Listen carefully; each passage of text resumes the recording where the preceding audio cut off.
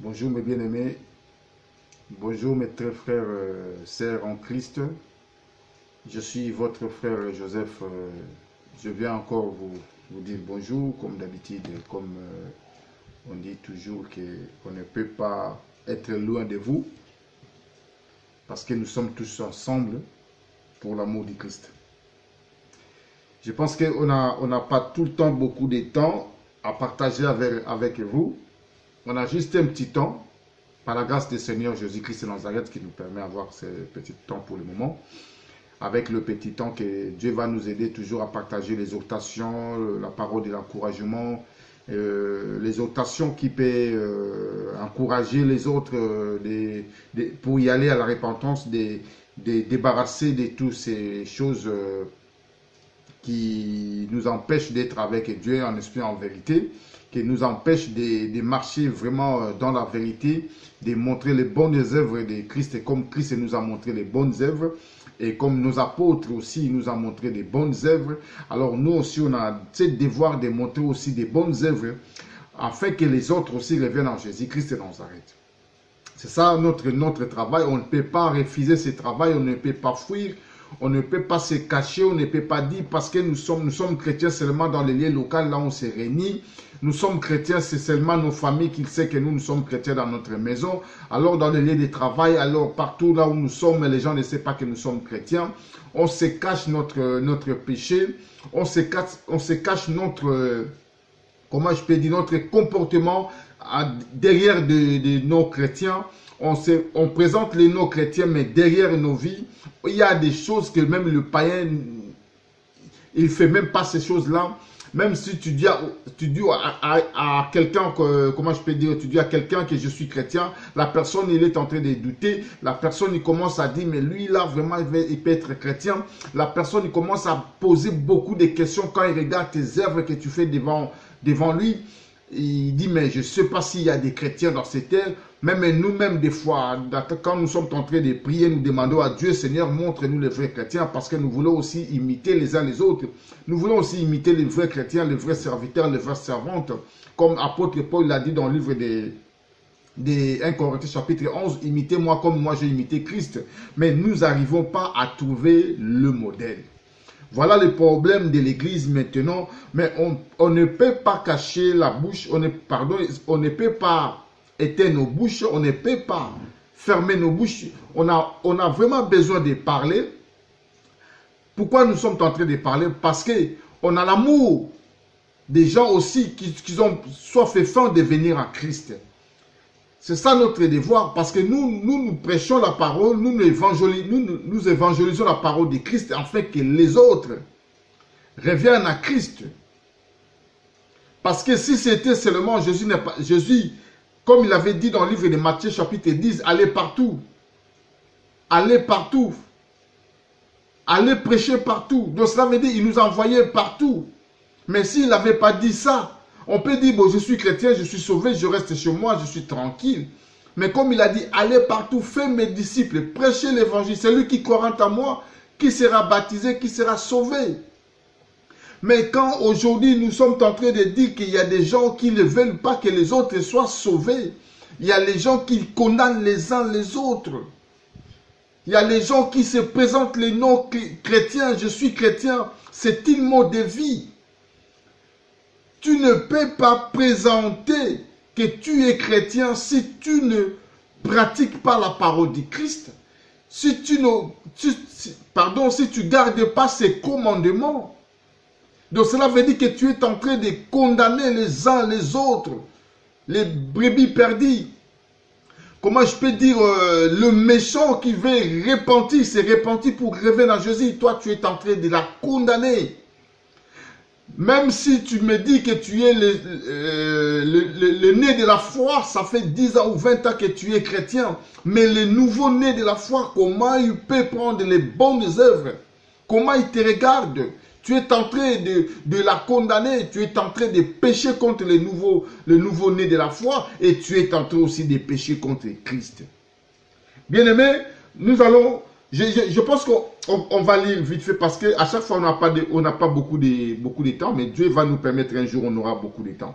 Je voulais qu'on lise la parole de Dieu tranquillement. Là, si vous avez la Bible chez vous dans votre maison, pour l'amour du Christ, ça peut vous aider si vraiment que vous aimez la parole du Christ.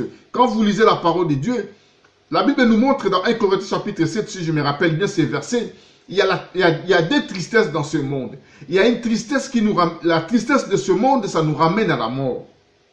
Mais la tristesse de Dieu, Dieu nous met la tristesse afin que cette tristesse nous ramène à la repentance.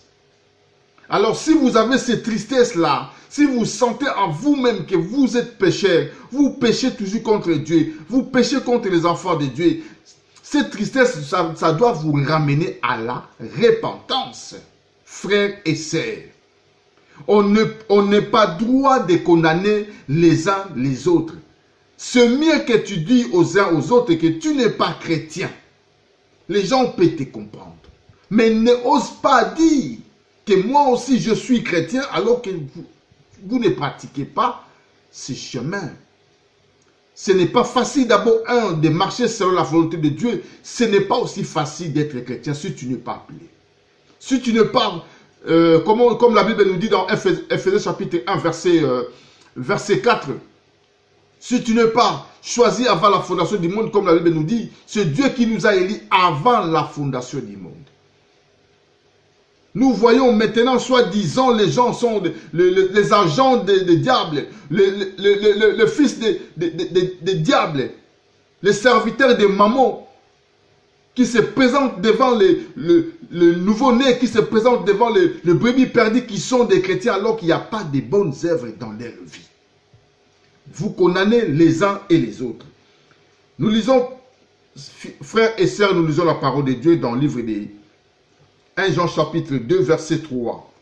La Bible nous dit, frères et sœurs, si nous gardons ces commandements, par là nous savons que nous l'avons connu. Celui qui dit je l'ai connu et qui ne garde pas ses commandements, c'est un menteur. C'est un menteur, frères et sœurs. Et la vérité n'est point en lui. Mais celui qui garde sa parole, l'amour de Dieu est véritablement parfait en lui. Par là, nous savons que nous sommes en lui. Celui qui dit qu'il demeure en lui doit marcher aussi comme il a marché lui-même. Lui-même, c'est qui? C'est Jésus-Christ de Nazareth. Frères, sœurs, ce n'est pas facile d'être chrétien. Ce n'est pas facile d'être chrétien en esprit et en vérité. Pourquoi? Parce que nous ne voulons pas aider les nés de nouveau, les nés de la foi, pardon, les brebis perdus, les méchants, afin qu'ils reviennent adorer notre Dieu, à glorifier notre Dieu, parce que le péché, ils sont rentrés dans la vie des chrétiens et les gens, ils sont fatigués de marcher selon la parole de Dieu, de marcher selon le Saint-Esprit, de marcher selon la voie de Dieu. Ils commencent à condamner maintenant les uns et les autres. Mais dans ce sujet que je suis en train de parler, je sais qu'il y a beaucoup d'insectes. Je sais qu'il y a beaucoup d'insectes, comme 1 Corinthiens chapitre 11, l'apôtre Paul a dit. Nous savons bien qu'il y a des insectes au milieu de nous. Mais moi, je suis pas là pour parler des insectes, parce que nous connaissons déjà les insectes. Mais il y a des gens qui étaient sauvés, qui ont des salis. La grâce est sur lui. Ils sont fatigués dans ce chemin. Ils voulaient aussi fatiguer les uns les autres. Il dit, bon, voilà, vous savez, il y a des démocraties, il y a l'indépendant, il y a la droit de l'homme. Il mélange tout dans la vie de Jésus-Christ de Nazareth. Il mélange tout dans la vie des chrétiens. Si tu n'arrives plus à marcher selon la parole de Dieu, ne condamne pas les uns et les autres. Allez lire dans ta maison 1 Corinthiens chapitre 8, verset 9 à 12, et tu dois voir comment la parole de Dieu nous dit. Toi qui dis que tu as la connaissance de la parole de Dieu, mais on te retrouve dans la table des idolâtres. Et les faibles qui ont derrière toi, qu'est-ce qu'ils vont dire? il périra, c'est le faible. Le faible, il doit périr à cause de ta connaissance. Mais la Bible nous montre que tu es en train de pécher contre Christ. Alors Christ aussi, il est mort pour ces faibles-là. Les faibles, c'est qui? C'est les nés de nouveau. Les nouveaux-nés de la foi. On a obligé de montrer les bonnes œuvres devant les nouveaux-nés de la foi. Frères et sœurs, n'empêchez pas les autres de venir en Christ. Écoutez ce que la parole de Dieu nous dit dans le livre de 1 Thessaloniciens chapitre 1, nous prenons versets 6 à 7. Apôtre Paul l'a dit, « Et vous-même, vous avez été mes imitateurs. Et c'est dit, Seigneur, en recevant la parole au milieu de beaucoup de tribulations, avec la joie du Saint-Esprit, en sorte que vous étiez devenus un modèle pour tous les croyants. » C'est la parole de Dieu. De la Macédoine et de l'Achaïe, non seulement en fait la parole du Seigneur a retenu de chez vous dans la Macédoine et dans l'Achaïe, mais votre foi en Dieu se fait connaître en tout lieu de telle manière que nous n'avons pas besoin de parler. Je répète cette parole. Et vous-même, vous avez été mes imitateurs. Est-ce que toi tu es imitateur de Christ? Est-ce que tu es imitateur de l'apôtre Paul?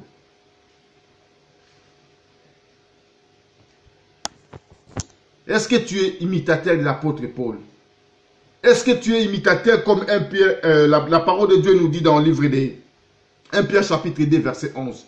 Ayez au milieu des païens des bonnes œuvres. Matthieu chapitre 5 nous dit dans le verset 13-16, vous êtes le sel du monde, vous êtes la lumière de Christ. Mais pourquoi nous sommes en train de condamner les uns et les autres? Si nous sommes de lumière de Dieu, si nous sommes le sel du monde, si nous sommes les enfants de royaume, on ne peut pas condamner les uns et les autres.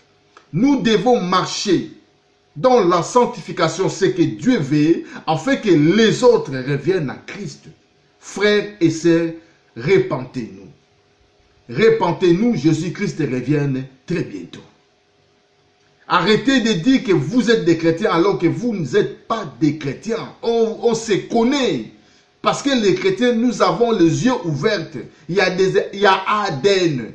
Quand tu te présentes devant moi que tu es chrétien, et je vois directement que tu n'es pas chrétien, même toi-même tu ne comprends pas, mais pourquoi il me pose des questions? Parce que cette parole, quand nous partageons, je sais que tu n'es pas chrétien. Mais vous êtes en train de s'approcher au milieu des chrétiens, comme l'apôtre Paul l'a dit. Ils sont sortis au milieu de nous, mais ils ne sont pas de nous. Vous dites que vous êtes des chrétiens. Vous êtes des chrétiens. Mais quand on partage la parole de Dieu, tu n'as aucun verset biblique dans ta tête. Mais tu prends la parole de Dieu, tu rentres dans un endroit, soi-disant les lieux locaux, et tu prêches tralala, tu prêches n'importe quoi. Soi-disant pasteur.